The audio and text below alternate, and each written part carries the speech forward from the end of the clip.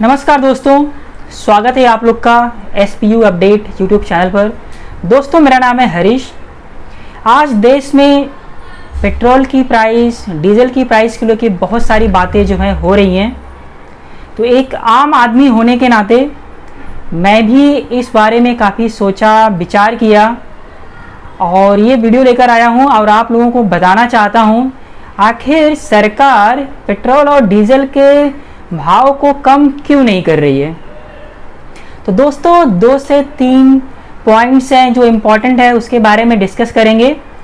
आप सब लोग को पता है कि एक समय था जिस समय पे जो क्रूड ऑयल्स होते हैं, जी हाँ दोस्तों, जो बाहर देश से हम क्रूड ऑयल्स मंगाते हैं और उसको रिफ़ाइन करके फिर हम उसको पेट्रोल, डीजल और गैस में कन्वर्ट करते हैं, उसका रेट इस समय कम है पहले के कंपैरिजन में। फिर भी जो रेट है वो इस समय ज़्यादा है। तो दोस्तों अगर इसमें थोड़ा डिटेल्स में अगर मैं बात करूं तो मेरे पास डेटा है, ये सारा डेटा जो मैंने कलेक्ट किया है इस आप भी कलेक्ट कर सकते हैं, गूगल से है। तो जो मेरे पास इंफॉर्मेशन है दोस्तों वो ये है कि 2013-2014 में जो पेट्रोल का रेट था, या ये मैं यूँ कहूँ कि जो क्रूड ऑयल का रेट था वो था $105.5 पर बैरल।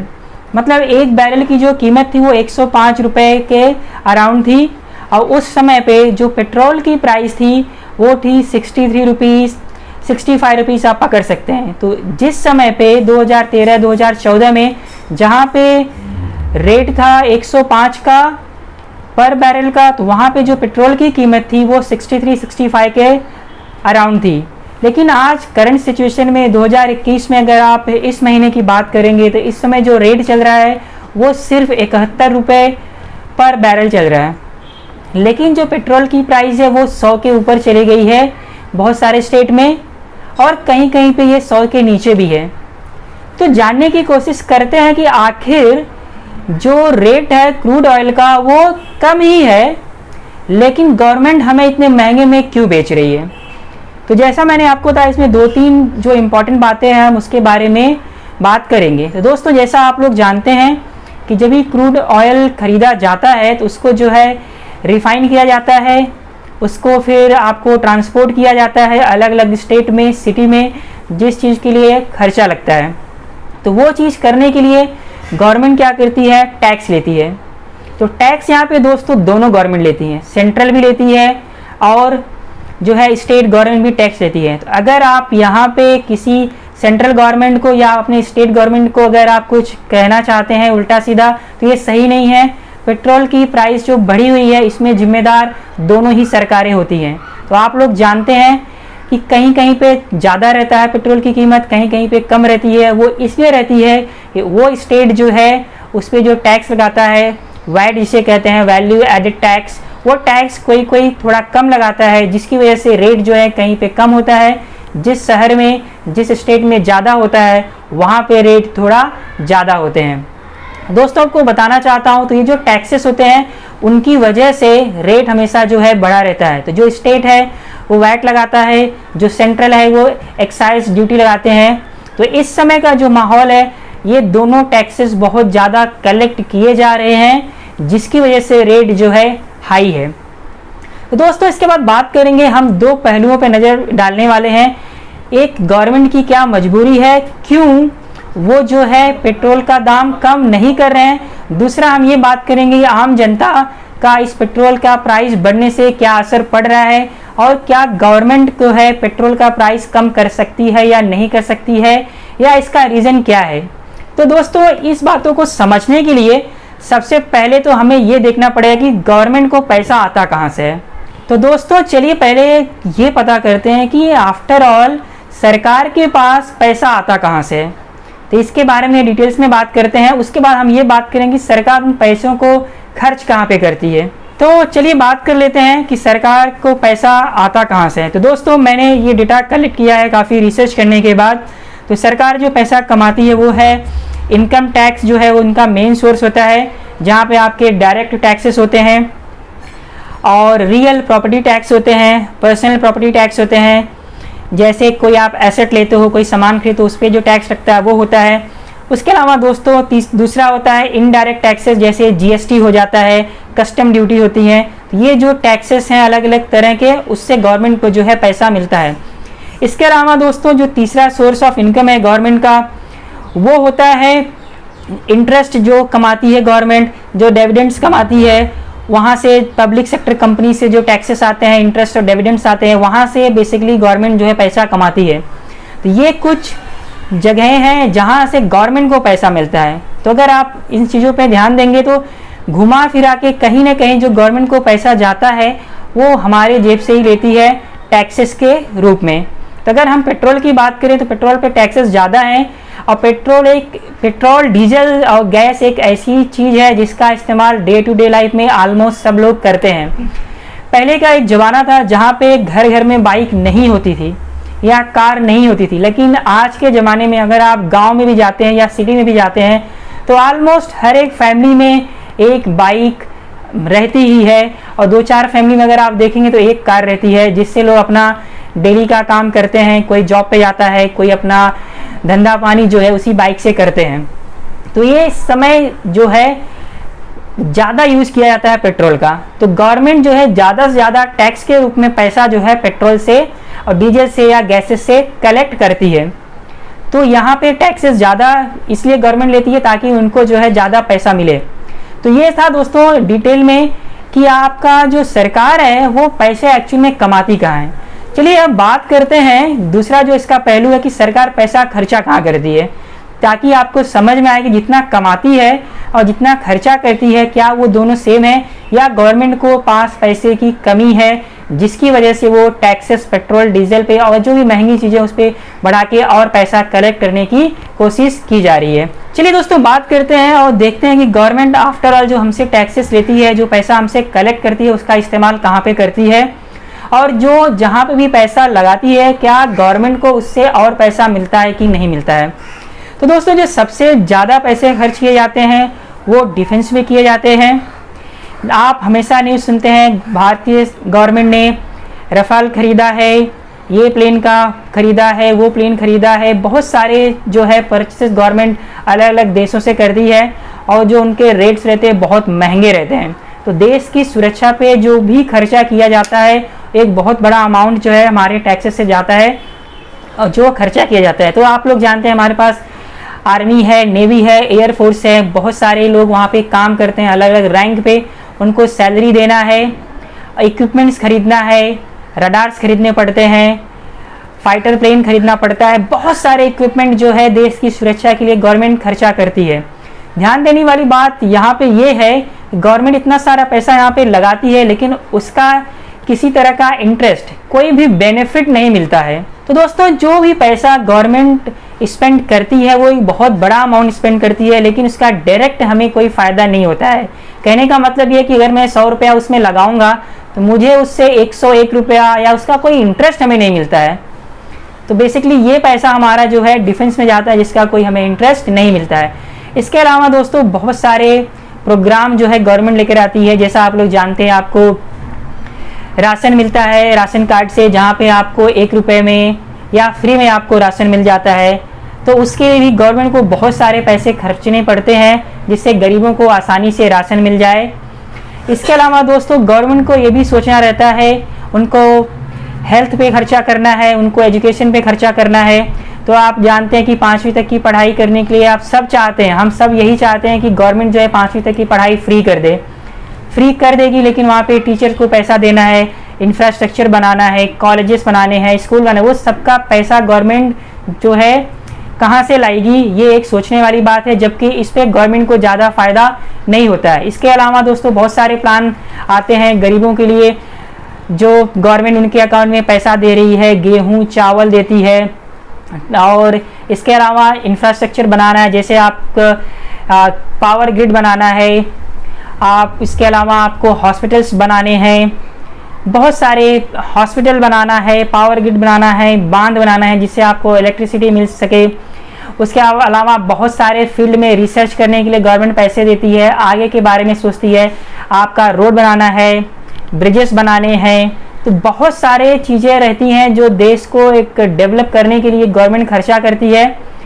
जिससे उन्हें ज़्यादा फ़ायदा नहीं होता है। तो ये सारे जो भी है फ़ायदा नहीं पहुंचता है बेसिकली गवर्नमेंट को। तो गवर्नमेंट एक तरीके से आपसे कलेक्ट करती है, उसका इस्तेमाल बहुत सारी जगह पे ऐसे करती है जिसके उनको डायरेक्ट फ़ायदा नहीं होता है, जबकि वो चीज़ें जो है हमारे लिए बहुत इम्पॉर्टेंट है। हॉस्पिटल है, एजुकेशन करने के लिए है, रिसर्च करने के लिए है। हम भी अपने देश में बहुत सारी चीज़ें करना चाहते हैं। एग्जाम्पल के लिए हम जो है सैटेलाइट्स छोड़ते हैं, वहाँ पर भी काफ़ी पैसे लगते हैं। तो ऐसे कुछ एग्जाम्पल्स मैं आपको बता रहा हूँ जहाँ पे गवर्नमेंट अपने पैसे खर्चा करती है बट उसे डायरेक्ट कोई बेनिफिट नहीं होता है। तो ये तरीका है। तो ये आपको समझ में आ गया कि गवर्नमेंट को पैसे मिलते कहाँ हैं, वो कहाँ पे खर्चा करती है, और खर्चा करते तो उससे क्या कोई बेनिफिट होता है या नहीं होता है। अब दोस्तों अभी बात कर लेते हैं इस पेंडेमिक की। अब जब से ये कोरोना आया हुआ है तब से सारी चीज़ें बंद चल रही थी काफ़ी टाइम के लिए। तो चीज़ें बंद हैं तो गवर्नमेंट को टैक्सेस आना बंद हो गए। ना तो जीएसटी कलेक्ट कर पाई गवर्नमेंट, ना तो गाड़ियों का शोरूम बंद हो गया, ना तो वहाँ से उन्हें टैक्स आ रहा है, ज़मीन खरीदना बंद हो गया, सारी व्यवस्थाएं बेसिकली बंद कर दी गई। तो गवर्नमेंट का जो सोर्स ऑफ इनकम था वो एकदम से ही बंद हो गया है, मतलब सरकार के पास पैसा नहीं है। तो इस समय सरकार के पास पैसा नहीं है तो उस पैसे को सरकार लाए कहाँ से? उसका जो सोर्स ऑफ इनकम है वो टैक्स है। तो गवर्नमेंट क्या करती है इस समय, जो जैसा मैंने आपको इनिशियली वीडियो में बताया है कि पेट्रोल एक ऐसी चीज़ है जो डे टू डे लाइफ में सब लोग इस्तेमाल कर रहे हैं और वहाँ के जो टैक्सेस है वो काफ़ी अच्छे है, वहाँ से गवर्नमेंट को काफ़ी टैक्सेस आते हैं। तो गवर्नमेंट जो है वहाँ से काफ़ी टैक्स कलेक्ट कर रही है, जिसकी वजह से क्रूड ऑयल का जो रेट है वो कम भी है, फिर भी पेट्रोल का रेट ज़्यादा है। तो ये सारे रीज़न हैं जिसकी वजह से पेट्रोल का रेट ज़्यादा है और गवर्नमेंट उसको बढ़ाए जा रही है, कम नहीं कर रही है, क्योंकि गवर्नमेंट के हाथ में इसमें पैसे बहुत ही कम हैं देश को चलाने के लिए, उनका जो खर्चा करने के लिए। इसके अलावा दोस्तों ये भी क्वेश्चन किया जाता है कि गवर्नमेंट के पास अगर पैसा नहीं है तो बड़े बड़े प्रोजेक्ट पे काम क्यों कर रही है, क्यों नहीं पेट्रोल के दाम कम कर देती है, लोगों को नुकसान हो रहा है, बहुत सारी बातें हैं। लेकिन दोस्तों आपको ये भी समझना पड़ेगा कि ये जो प्रोजेक्ट्स आते हैं सारे प्रोजेक्ट्स नए नहीं होते हैं, पुराने प्रोजेक्ट्स होते हैं, और जस्ट बिकॉज ऑफ पेंडेमिक की वजह से आप उन सारे प्रोजेक्ट्स को रोक नहीं सकते हो, देश का विकास जो है रुक जाता है। तो इसको रोकना सही नहीं है। तो जो भी प्रोजेक्ट्स है उसको साथ में चलते रहना चाहिए, जिससे हमारा देश आगे बढ़ते रहना चाहिए। तो दोस्तों ये था एक शॉर्ट एनालिसिस कि पेट्रोल के प्राइस कम क्यों नहीं कर रहे हैं। अब दोस्तों बात करते हैं कि जो आम आदमी है, हमारे और आपके जैसे लोग हैं, पेट्रोल के प्राइस बढ़ने से इम्पैक्ट क्या हो रहा है और क्या गवर्नमेंट को कम करना चाहिए कि नहीं। तो दोस्तों देखिए, पेट्रोल का रेट से डायरेक्ट इम्पैक्ट पड़ता है हमारे और आपके जीवन पर। एग्जाम्पल के लिए पेट्रोल का रेट बढ़ता है, जैसे हम गेहूं, चावल, सब्जियां, फल, फ्रूट सबका ट्रांसपोर्ट किया जाता है। मे बी ट्रेन से करते हो आप तो आपका, या आप ट्रक से करते हो, जहाँ भी करते हो, उससे क्या होता है कि उनके भी रेट बढ़ जाते हैं। पेट्रोल का प्राइस बढ़ता है तो आपका जो ट्रांसपोर्टेशन का खर्चा होता है वो बढ़ जाता है। आप ट्रेवलिंग करते हो उसका भी दाम बढ़ जाते हैं। बेसिकली घुमा फिरा के अगर पेट्रोल बढ़ता है तो उसका सीधा सीधा इम्पैक्ट जो है आम जनता को पड़ता है, जिससे सारी चीज़ें महंगी हो जाती हैं और हमें ज़्यादा पैसा खर्च करना पड़ता है। हमें जीने के लिए जो हमारी जो बेसिक ज़रूरतें हैं वो पूरा करने के लिए हमें ज़्यादा पैसा खर्च करना पड़ता है। जैसे ही पेट्रोल की कीमतें बढ़ती हैं आपका ट्रैवलिंग बढ़ जाता है, आपके साथ सब्जियां, गेहूं, चावल, जो डेली यूज़ करने के लिए हमारा पेट भरने के लिए चीज़ें होती हैं, वो सारी चीज़ें जो हैं दोस्तों बढ़ जाती हैं। तो नुकसान हमारा होता है, लेकिन गवर्नमेंट की इस समय मजबूरी है कि उनके पास पैसे नहीं हैं, तो हमारी ऊपर काफ़ी प्रेशर इस समय डाला गया है और हमसे ज़्यादा से ज़्यादा टैक्सेस जो है वसूले जा रहे हैं। उसका रीज़न ये है कि गवर्नमेंट का जो सोर्स ऑफ इनकम था वो कोरोना की वजह से काफ़ी ज़्यादा जो है कम हो गया है, उनके पास पैसे नहीं हैं और हम आगे भी बढ़ना चाहते हैं। एज ए कंट्री हम विकास करना चाहते हैं, हमारा इंफ्रास्ट्रक्चर डेवलप करना चाहते हैं और भारत जो है आगे बढ़ना चाहता है। तो गवर्नमेंट को बहुत सारी चीज़ों पे ध्यान देना पड़ता है और दूसरे कंट्री के साथ आँख से आँख मिला के चलना है, उनके साथ कंधे से कंधे मिला के चलना है। तो आपका जो इंफ्रास्ट्रक्चर है वो सारी चीज़ें भी अच्छी होनी चाहिए, हॉस्पिटल सिस्टम अच्छा होना चाहिए, एजुकेशन हमारा अच्छा होना चाहिए, हमारी रिसर्च जो है अच्छी होनी चाहिए। तो ये सारी बातें थी दोस्तों। इसके अलावा गवर्नमेंट जो है वैक्सीनेशन प्रोग्राम पे भी काफ़ी खर्चा कर चुकी है। और हम एज ए इंडियन, हम एक देशवासी होने के नाते हमारी उम्मीद हमेशा यही रहती है कि हमें सारी चीज़ें गवर्नमेंट जो है फ्री में दे दे। पेट्रोल का रेट भी कम हो, खाने पीने का भी रेट कम हो, हमें ट्रेन का भी जो आने जाने का रेट लगता है, टिकट का पैसा, वो भी कम हो, प्रॉपर्टी जो टैक्सेस लगते हैं वो भी कम हो, रजिस्ट्रेशन प्रॉपर्टी का कम हो। हर जगह एज अ ह्यूमन बींग हमारी सोच रहती है हमें कम से कम हमसे जो है लिया जाए। लेकिन दोस्तों फिर वही बात है कि अगर आप कम से कम देंगे तो गवर्नमेंट के पास जाएगा भी कम से कम। तो हमारे देश का जो डेवलपमेंट होता है हमारे ही पैसे के ऊपर डिपेंड करता है, हम जो टैक्सेस देते हैं। मैं ये नहीं कहता हूँ कि ज़्यादा टैक्सेस अगर गवर्नमेंट लेती है तो वो सही है, लेकिन इस समय हमें गवर्नमेंट को भी समझना पड़ेगा। मैं दोस्तों किसी एक गवर्नमेंट की तारीफ नहीं करना चाहता हूं। अगर आप मेरा ओपिनियन जानना चाहेंगे किसी गवर्नमेंट के बारे में तो मैं कहूँगा जब से हम आज़ाद हुए हैं इस देश का डेवलपमेंट काफ़ी अच्छा हुआ है। मैं ये नहीं कहूँगा कि बहुत ज़्यादा अच्छा हुआ, अगर बहुत ज़्यादा अच्छा हुआ होता तो शायद हम आज चाइना जैसे कंट्रीज़ के बराबर बैठे रहते थे, लेकिन हम बहुत पीछे नहीं हैं। तो हमें गवर्नमेंट को दोष देना सही नहीं है। बहुत सारे अच्छे काम किए गए हैं जिससे हम बहुत ही अच्छे देश में रहते हैं और आज हमारी जो इकॉनमी है वो दुनिया में 7वें 8वें नंबर पे आती है इस समय। तो हम दुनिया के टॉप 10 कंट्रीज़ में आते हैं ऑलमोस्ट हर एक चीज़ों में। कमियां हर देश में होती हैं, परफेक्ट कोई भी देश नहीं होता है, लेकिन हम आगे की तरफ बढ़ रहे हैं और इस तरह से हमारा और आपका सपोर्ट रहेगा तो हमारा देश और आगे बढ़ेगा। हमें इस बारे में इस तरह भी सोचना चाहिए। तो आशा करता हूँ मैंने बहुत सारे टॉपिक्स कवर कर लिया है और पेट्रोल के दाम, डीजल के दाम या कोई भी चीज़ का दाम अगर गवर्नमेंट बढ़ाती है तो उसके बढ़ाने का पीछे का पर्पस क्या रहता है आपको समझा है। लेकिन मैं ये ज़रूर चाहूँगा कि गवर्नमेंट इस बारे में सोचे और किसी तरह से इन चीज़ों का रेट जो कम करे ताकि हमारे और आपका जो ज़्यादा नुकसान हो रहा है, बेसिक चीज़ों का भी जो हमें ज़्यादा खर्चा करना पड़ रहा है वो कम हो, ताकि हम भी खुश रहें और हमारा देश भी खुश रहे और हम लोग जो है as a country, as a nation जो है आगे की तरफ बढ़ें। तो आशा करता हूँ दोस्तों आप लोग जो एक आम आदमी का व्यू होता है गवर्नमेंट की तरफ देखने का या आम जनता की तरफ देखने का आपको समझ में आया रहेगा। अगर आपको समझ में आता है तो आप मेरे वीडियो को लाइक कर सकते हैं और मैं इस चैनल पे इस तरह के और अपने व्यूज़ जो है रखता रहूँगा आगे भी। तो आप अपने इस चैनल को सब्सक्राइब कर लीजिए और बेल आइकन को भी दबाइए ताकि मैं अगला वीडियो अगर डालूँ तो आपको इसकी नोटिफिकेशन जो है दोस्तों आप तक पहुँचे और आप इस वीडियो को देख सकें।